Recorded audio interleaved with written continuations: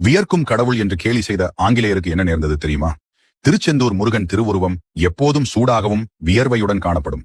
இதற்கு காரணம் சூரபத்மனை வதம் செய்யும் கோபநிலை என பக்தர்கள் கூறுவர். 1803 திருநெல்வேலி கலெக்டராக இருந்த லூசிங்டன் திருச்செந்தூர் கோவிலுக்கு வந்தபோது முருகனுக்கு வெள்ளி விசிறியால் வீசும் உபசாரம் கண்டார். அதை பார்த்துக் கொண்டிருந்த லூசிங்டன், விசிறியை வைத்து வீசுகிறார்களே, உங்கள் கடவுளுக்கு வியர்க்குமோ என கேலி செய்தார்.